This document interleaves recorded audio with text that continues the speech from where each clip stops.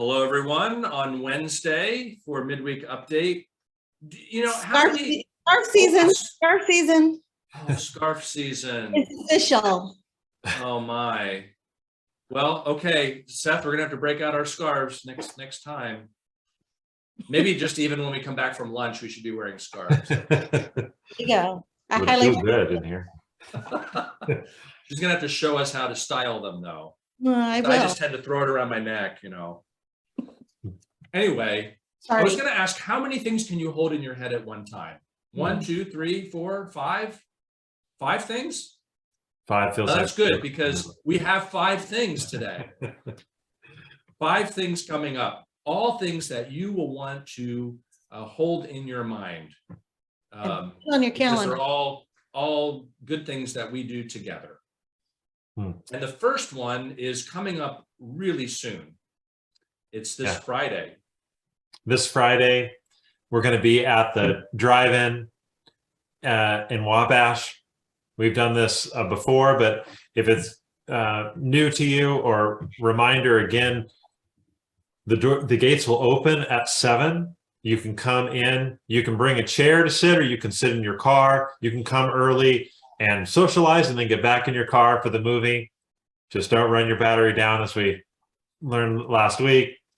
I'll be there with a discussion guide to greet you at the gate, but the discussion guide will also come by email. So maybe you're at a distance and you just want to watch the film, or you watch the film and then you can look at that guide afterwards and reflect on the film. So there'll be a discussion guide was provided for us from the Manchester University Peace Studies Department, who's also helping sponsor this event. So we're looking forward to having some university students with us.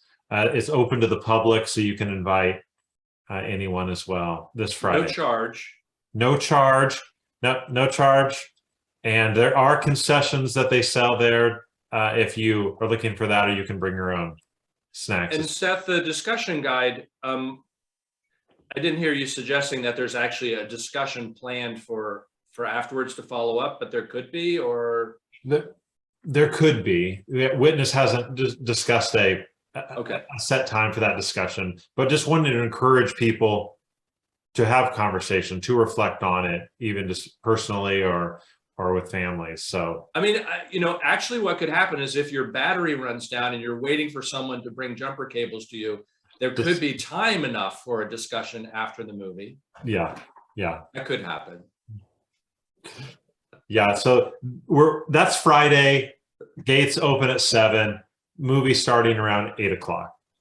Okay, that's number 1. Number 2 is on Sunday morning, right?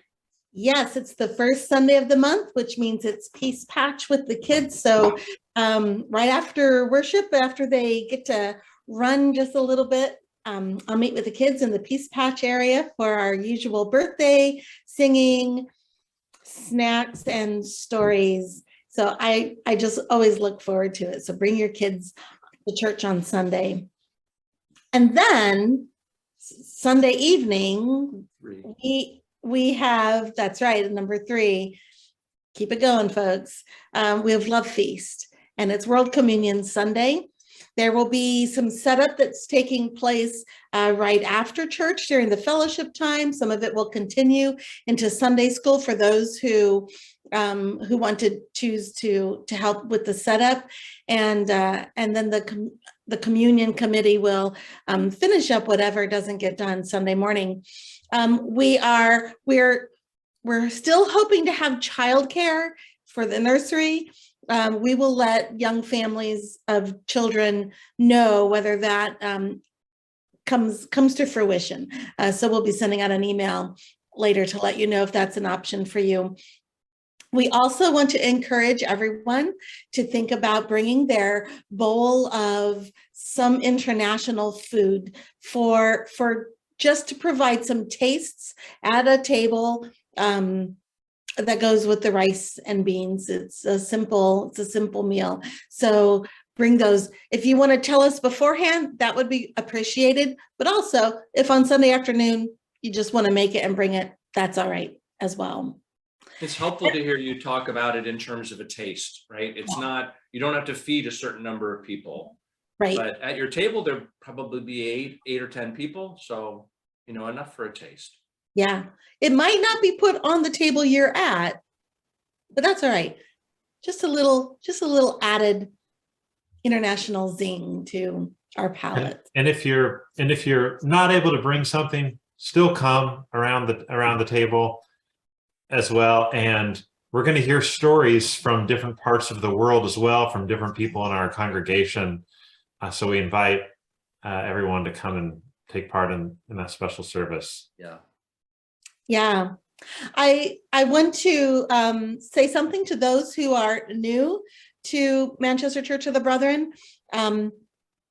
Every Church of the Brethren has their own way of moving through the traditional elements of Love Feast. And so we will begin in the sanctuary with a time of reflection. And then we quietly move from the sanctuary into the narthex where all the tables are set up. You'll take your bulletin and your hymnal with you and find a seat. We will begin with the fellowship meal and storytelling and the scripture reading. We'll move to feet washing, where hymns will be led by David and Debbie, and you'll have help in our circles. We have circles for women for feet washing, circle for men for foot washing, and we have a mixed circle for anyone who wants to go there, and some guides there to walk you through. Every church does feet washing a little different. And then we come together to end the evening with communion. And then anyone who can stay and help clean up, more hands, the merrier. Good. Now on to number 4, right? All right, number 4. What First Friday fellowship, food, fun, and friends. Fabulous. Yeah. The Fellowship Commission is hosting again on the first Fridays, this time of fellowship. There will be food. Pizza is on the menu. This time we are asking for, we will have a donation basket, just asking to offset the cost of the food for these continual events. So we invite people to think of that in mind as they come on that Friday. So again, there'll be some games together that starts at 6 p.m. as well. So is there a sign up for that? Yep, there is a sign up. Fellowship Commission will be out again this Sunday, and they were last. A couple of people signed up in person. If you can sign up, it just helps us know how much food to plan for the evening. So if you can do that, you can also call in and we'll write your name down on there. Okay, we're ready for number 5. Number 5. Hopefully by now you've heard about the Sing Me Home Fall Festival. Yeah. So, but just want to invite you all to come to the space, reach out to me again if you have any questions. But there's really, I think, 4 beautiful workshops as I've had the opportunity myself to find out a bit more about them, but all ages opportunity to make a musical instrument with Brian Krushwitz, and then an opportunity to play that in a drum circle and in the community concert. Poetic storytelling with Audrey Svay, who many of you know, and can get to know more. And then embodied singing workshop with Sadie Gustafson Zook from Goshen. And then an all ages bilingual program called Musical Connection by Kelsey Cote from Fort Wayne. And so look forward to those opportunities. We have a number of artisans. Those will be highlighted this week through social media and on the website. But come and see what they have to offer. There's food trucks. You can come, the event is free, but this one does have some things you will need money if you want food from the food trucks, if you want to buy something from the artisans, if you want to buy merchandise for the different musicians who are going to be here and have their things to sell. And so looking forward. And then in the community concert, Derek Self from our congregation, he is going to be sharing some new music that he has been writing for a new album with David Hupp, which some of you know well. And then Sadie Gustafson-Zook has a new album that she's written it just has some beautiful music on it, as well as some other friends and musicians as well sharing in the evening. Brian and Luann and some of the other people who are doing workshops will be offering some sharing. Audrey will be offering some poetry.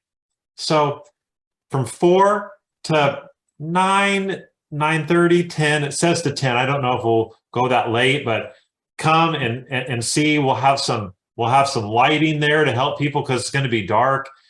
Wear appropriate clothing because it may be chilly. And we'll update you next week if weather forces different plans, but it looks to be beautiful right now for that day next Saturday. Wow, 5 good things. 5 good things. I'm going to close us this week with a paragraph from Barbara Kingsolver. This is the book the women's book group is reading through. It's a book of essays.